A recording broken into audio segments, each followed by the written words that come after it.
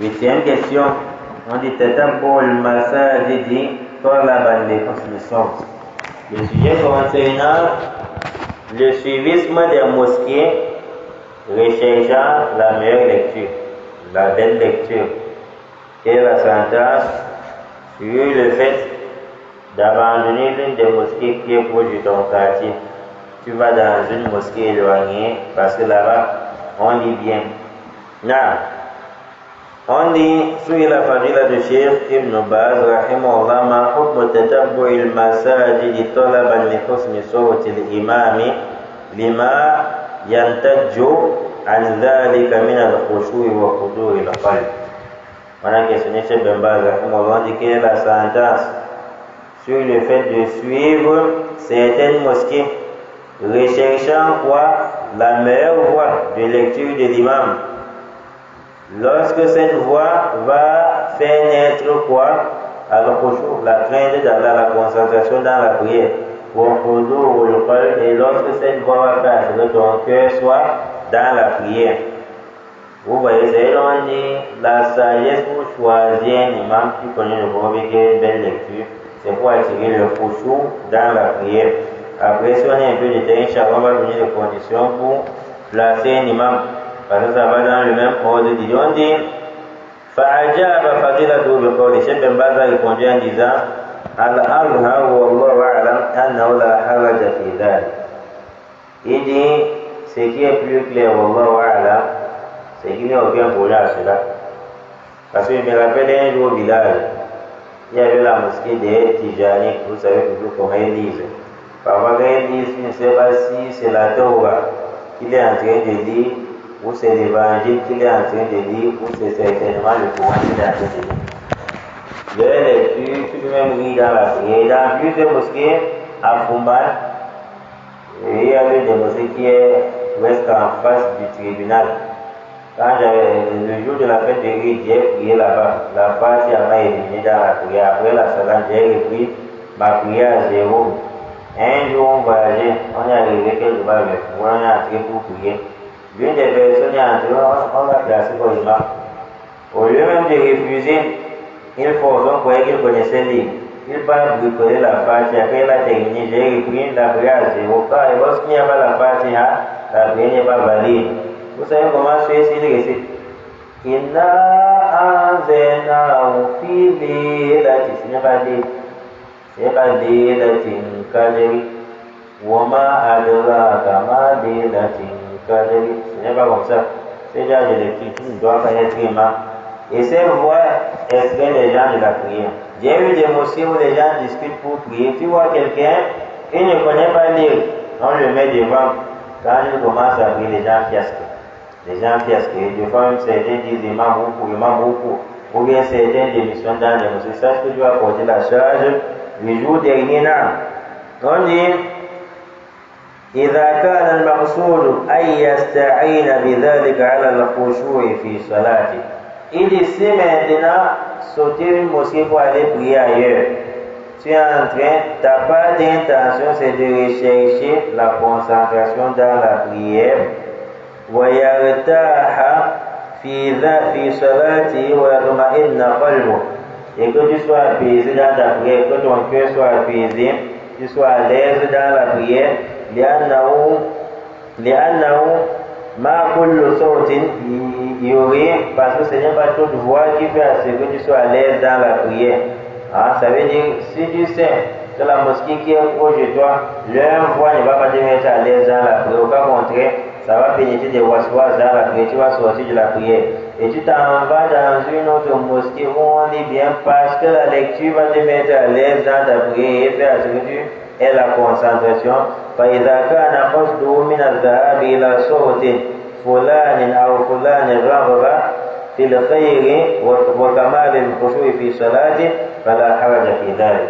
Il dit si ton départ d'une mosquée à un autre, il y a rien pour rechercher la voix d'un tel qui lit bien, ou bien tu recherches sa voix parce que ça va compléter ta concentration dans la prière. Et ça va faire à ce que ton cœur arrive dans la prière. Il n'y a aucun problème à cela. L'une des personnes nous avait posé la question, il dit on entendait commander quelqu'un dit, bon, est-ce que c'est permis d'abandonner une mosquée pour aller prier dans d'autres? C'était les Tijani. Quand ils avaient vu que certaines personnes de la Sunna traversaient une mosquée pour aller ailleurs, ils ont posé cette question-là. Dans l'ordre des débats, c'est permis. Si vous ne lisez pas bien, on peut aller ailleurs. Et de yushkaru ala hada wa yujaru ala hasbi niyyati.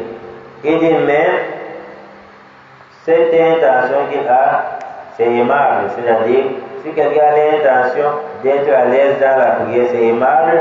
Et à travers son intention même, il aura la récompense d'Allah. Si ton intention c'est de te tracasser pour aller où tu veux prier tel qu'Allah avait recommandé, Allah va encore te mentionner des récompenses. C'est la raison pour laquelle Allah n'a pas dit dans le Coran, le salat, effectuer la prière. Il n'a pas dit, il n'a pas dit ce sont ceux qui prient.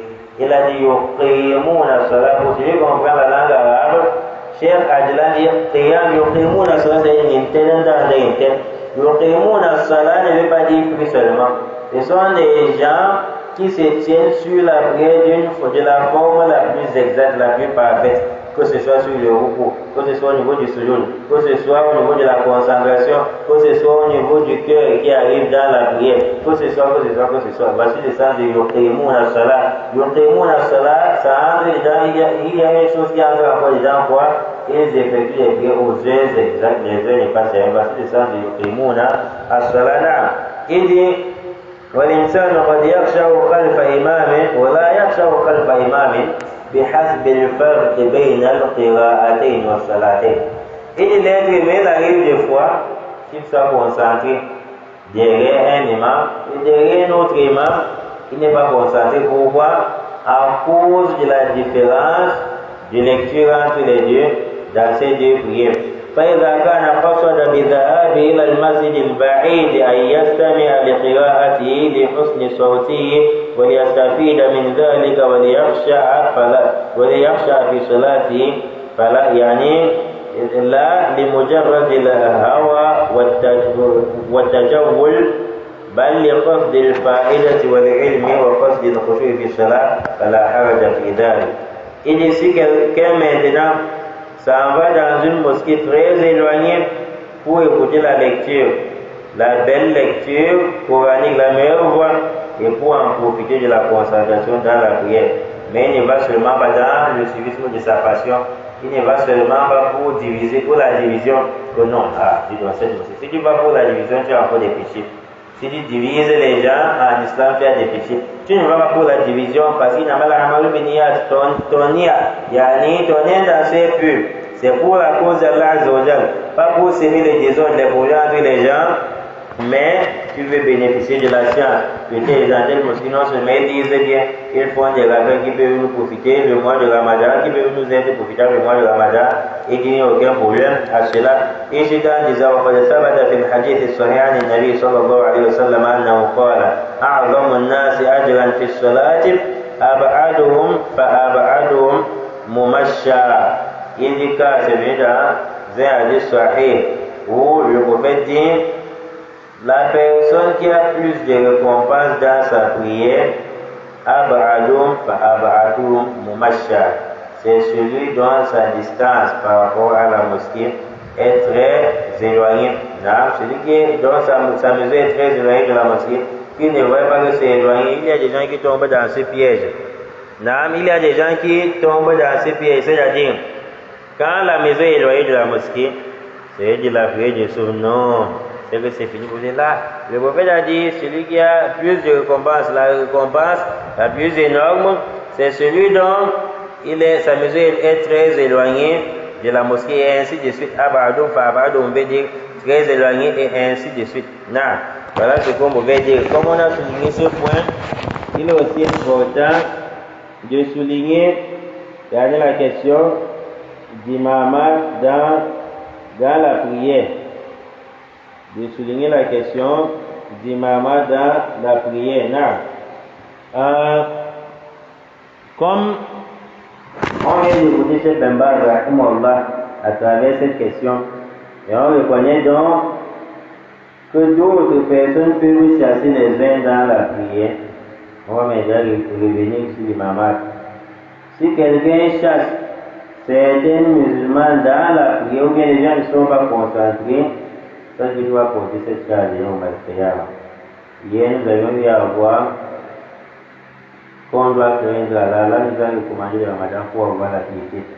Et le tout premier point dans la soirée, c'était quoi? Ton comportement vis-à-vis d'Allah. Ne dévance pas Allah dans tes paroles ni dans tes actes. Le prophète a dit, Ya ummul qawma aqra'uhum bi kitabillah. Le prophète n'a pas dit celui qui sera imam, c'est celui qui lit bien. Ça, c'est pas le sens. C'est la raison pour laquelle, pour faire le tafsir, comprendre les paroles d'Allah ou du prophète, il faut maîtriser la langue arabe. Aqra'uhum, c'est le superlatif. C'est-à-dire, on dit, tout le monde peut bien lire. Mais, ça ne veut pas dire que si tu lis bien, celui-ci lit bien, celui-là lit bien, tout le monde sera imam. Le prophète a dit, l'imam, si tout le monde connaît lire, on veut choisir une personne parmi eux. Aqra'uhum, le meilleur parmi tout cela. Le meilleur lecteur, le prophète dit, c'est celui-ci qui sera imam dans la mosquée. Et les savants ont dit, meilleur lecteur, c'est celui qui est voulu parmi les Cheikh Fada Suleymani, qui est un des élèves du Cheikh Moukbil. Et dit, le meilleur lecteur, c'est si, en termes de mémorisation, l'un a mémorisé par exemple 40 hizb et l'autre a mémorisé 20 hizb, qui sera imam?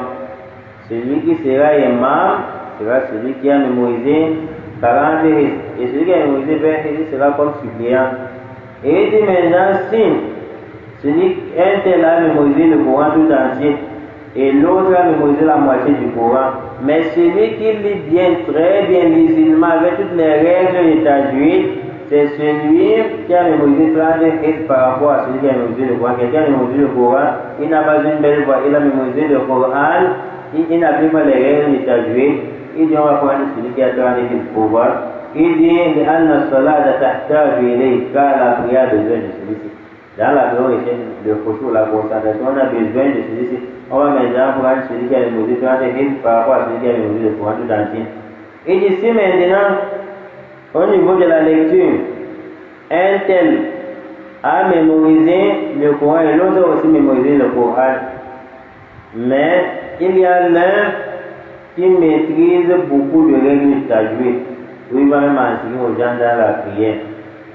Parce que la maîtrise des règles de tajwid, ça compte dans le Coran. Un exemple, vous allez voir, le premier verset de la soirée, on peut lire de deux manières. ذلك الكتاب لا ريب فيه هدى للمتقين ذلك الكتاب لا ريب فيه هدى للمتقين. C'est deux manières de dire ça, deux sens différents qui vont dans le même ordre de dire. Je me suis arrêté premièrement sur la rêve suffit, ça a un autre sens. Mais si je m'arrête sur la rêve, avant il dit fille هدى للمتقين, ça maintenant un deuxième sens qui ne contredit pas le premier sens. Donc il dit encore, si les deux ont par exemple mémorisé le Coran, ou bien connaissent lire, ils sont presque au même pied d'égalité, même quand c'est difficile.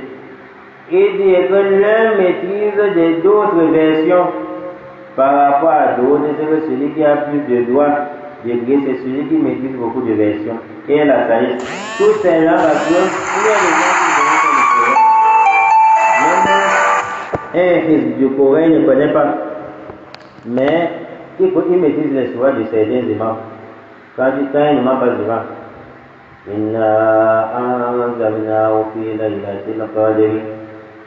il connaît déjà les rythmes, mais il sait où il va s'arrêter, mais il ne connaît pas. Si tu ouvres le Coran, si tu lis, il ne connaît pas lire. Mais quand un imam passe, c'est la routine, c'est-à-dire quand un imam passe, il lit, c'est déjà où l'imam va s'arrêter, il sait comment le même rythme. Vous voyez, là, sa prière sera comme si rien ne varie dans sa prière, et il ne sera pas concentré. C'est la raison pour laquelle nous dit, le fait que tu vois l'invocation d'ouverture de la prière, après après tu vas Allah Marabba Jibraïl, ou bien au recours, parmi les invocations pour le malais de vous, ou bien tu vois Allah Malaka. Le fait de voir plusieurs invocations nous indique la sagesse, c'est quoi? c'est beaucoup que tu sois concentré dans la prière, que tu ne dises pas les mêmes choses chaque jour. Car si chaque jour tu dis Allah Akbar, subhanaka Allahumma wa bihamdik, le lendemain, Allah Akbar, subhanaka Allahumma wa bihamdik, la veille du jour, Allah Akbar, subhanaka Allahumma wa bihamdik, la veille du maghrib, subhanaka, à un moment donné, ça va sortir de ta bouche et tu ne vas pas t'en rendre compte. Il dit, lorsqu'on différencie plusieurs invocations sur un même lieu, c'est beaucoup lorsque tu varies, ton âme, ton cœur soit dans la prière. Il en est de même avec la lecture coranique. Si maintenant chaque jour, on sait que tu as mémorisé par exemple 4 jour ou bien Maghrib, tu as pris Tabarak al-Ladhi, Isha, tu as pris soit le Falam, après un autre jour tu prends soit le Falam. En une année, on va écouter tes soins, maîtriser tes soins. Mais quand tu changes de lecture, ça fait que ça attire encore l'attention des gens. Mais qu'est-ce qui se passe? Et quand ça va attirer l'attention des gens, même si tu lis les mêmes sourates, ça va attirer l'attention souvent dans la prière. Par exemple, وَإِلَى لِكُلِّ هُمَزَةٍ لُمَزَةٍ الَّذِي جَمَعَ مَالًا وَعَدَّدَهُ يَحْسَبُ أَنَّ مَالَهُ أَخْلَدَهُ يحسب أن ماله أخلده ويل لكل همزة لمزة الذي جمع ماله وعدده يحسب أن ماله أخلده في عمد ممدد في عمد ممدد في عمد ممدد. Quelqu'un ça va rajeunir les gens dans la prière. Le prophète dit, si maintenant les gens sont au même pied d'égalité au niveau de la lecture, car l'islam, ce n'est pas toi qui apportes les lois. Même toi, Muhammad, ce n'est pas toi qui dis à Allah comment il va faire. Ensuite, il était placé sur Sharia de min al-Amr. Une loi déjà établie, pas établie à suivre, tu n'as rien à proposer à Allah. Le prophète dit, si les gens sont au même pied d'égalité au niveau de la lecture, qui sera maintenant imam? C'est qui? C'est lui qu'on mettait la fondation, il voyait. Plus de fois, là, beaucoup, non, ça entre toujours dans le premier cas. Quoi? Celui qui est marié. Non, pas le mari n'a pas dedans. Celui qui a beaucoup de j'ai vu en dernière position, sunna. Celui qui maîtrise beaucoup de sunna. C'est celui qui sera aimant. On ne blague pas avec. Le prophète dit, si les gens sont au même pied d'égalité au niveau de la lecture, celui qui maîtrise la sunna, Yani, qui serait imam, pourrait serait imam. Tout c'est là parce que les prières qu'on effectue, c'est parce que tu as beaucoup lu, que tu auras de récompense pour celui qui a lu très peu. Je peux dire une petite lecture, peut-être la lecture qu'on a lue c'est petite, mais c'est la sunna qu'on a respectée, ça dépasse beaucoup de lectures que tu as apportées. Quand on dit l'église de sunna, un exemple, il y a des gens ici qui ne savent pas comment positionner les pieds dans la prière. Je crois qu'ils arrivent, ils veulent voir comment l'imam tel a mis ses pieds. Et imagine si en te voyant, tu as mis tes pieds comme ceci. Non, c'est que ça ne va pas aller. Imagine, dans la prière de vitre, ça va être vitre. La sunna c'est de rester quelle sourate? A'la. Kafirun. Ikhlas. Donc, on termine la journée avec le théorie. Voilà la sagesse. Sabis Mohamed Allah, Allah khalaq, c'est bien Allah les créateurs. Après, pour dire à la là, comme dit le modèle, tu rejettes toute religion du shirk. Après, reste une raka qui est impair. Pour Allah, dit Allah est unique. Ce qui est unique est impair. C'est dans la raka impair. Voilà la sunna. Maintenant, celui qui vient, parce que certaines personnes apportent souvent la fitna. Tu vois quelqu'un. Quand dans la maison, non, il faut alléger la tâche aux gens. Tu viens, tu dis la bonne là, dis mon cas, je vais y aller. Et quand quelqu'un passe, بل تؤثرون الحياة الدنيا والآخرة خير وأبقى. Il termine, il va au bout. Après, maintenant, déjà, il dit la voici celui qu'on va dire. Quand ça va dire, il n'a pas respecté la sunna. On a créé ce programme. Donc, comme le prophète, je pense que c'était le jeudi, récitait Halata al-Insan et d'autres sourates. On dit à Dieu, si quelqu'un récite maintenant une partie de sourate de l'Insan, et cela est respecté la sunna, il dit qu'il n'a pas dit la sourate de l'Insan. Donc, on dit le prophète, le vendredi, le jeudi, il disait sourate al-Insan, si tu dis une demi-partie, c'est qu'il n'a pas dit Hala. Donc, celui qui vient maintenant, il dit, les gens sont fiers de lui qu'il a allégé la tête, il n'a pas appliqué la sunna. La sunna, c'est de lire sur de là à là complètement après, car on est ainsi de suite. Si maintenant les gens respectent la sunna au même pied d'égalité, la sunna veut dire, à un moment donné, au lieu de prier la veille, il y a des gens qui savent la veille de witr. C'est 2 rakas, tu fais la sunna, après tu combats avec une raka. Il ne connaît pas aucune autre sourate, pas d'aucune autre sunna. Si maintenant tu passes, on choisit l'imam qui connaît la sunna, il y aura des moments où il va prier 3 rakas une fois, du coup, il fait une seule assise. Des moments où il va effectuer 5 rakas, c'est la sunna. Il va effectuer 5 rakas, du coup, avant de s'asseoir pour faire le tachar. Ou bien 7 rakas, on peut venir, mais ici, chez nous, au Cameroun, on effectue 7 rakas au sein avant, on va dire, ah, mon Cameroun, c'est dit pour le non, si la sunna, on est au même pied d'égalité, au niveau de la sunna, celui qui sera imam, c'est celui qui a immigré, qui a fait la hijra. Pourquoi? Parce que ce qui est pour Jafé, c'est quoi? Parce que ce qui est pour ici, Wallahu a'lam, c'est qu'il a la piété. On dit, pour mettre quelqu'un imam, on ne doit pas mettre quelqu'un qui ne fait pas ça. Celui qui a immigré, là, abandonné son quartier, sa ville pour venir vers vous à cause de la crainte d'Allah, c'est celui qui mérite d'être devant. C'est celui qui mérite d'être devant. En ce qui concerne la sunna, même l'habillement du monde en bois, tu dois passer devant avec un pantalon paga, une patte d'éléphant, quand l'imam passe, ça écarte les ordures de la mosquée. Il fallait se mettre devant, il prie, c'est son pantalon qui ce n'est pas la sunna. Dans la sunna, l'imam doit toujours être en blanc, ça attire. Et dans la hijra, la sagesse, c'est tout simplement parce qu'il est immigré à cause de la crainte d'Allah, Inch'Allah. Donc voilà comment on positionne. Ça veut dire que l'imam doit même être celui qui craint Allah. On ne doit pas mettre quelqu'un devant qui est endetté partout. Ben, il y a un fidèle à la mosquée, le fidèle dit dans son cœur, on lui dit mon nom. Comme tu vois, celui-ci, il devait me donner mes 30 000, mes 40 000, mes 50 000. Depuis que je voulais prendre cela, je l'appelle, ça ne passe pas. C'est quand on ne doit pas mettre celui-ci comme imam. Pour chuter le mauvais discipline, on veut faire le choix entre 2 imams par exemple. Les 2, on fait la hijra, on va faire comment? On va ramadan mon Silman. Silman veut dire celui qui pratique beaucoup plus l'islam. Comme Allah dit, Silman, celui qui pratique beaucoup l'islam, il va entrer, il sera imam. C'est-à-dire, si on sait le nom, celui-ci, il rend visite aux malades. Celui-ci, il nourrit les gens le mois de Ramadan. Celui-ci, il a un bon comportement. Celui-ci, il éduque les gens. Celui-ci, il éduque les gens, il prêche aux gens. Celui-ci. On va s'arrêter. Maintenant, c'est à chacun de voir comment est-ce que ces combats sont pris beaucoup plus de 13 rakas. Si tu as respecté les normes ou pas. Si tu abandonnes souvent l'imam ou pas. C'est aussi à chacun de voir si le mois de Ramadan va lui pousser vers la crainte d'Allah, ou bien le mois de Ramadan arrive, ça ne change rien toujours. Wallahu a'lam wa a'lam. Subhanaka Allahumma wa bihamdik, ashhadu an la ilaha illa anta astaghfiruka wa atubu ilayk. Assalamu alaikum wa rahmatullahi wa barakatuh.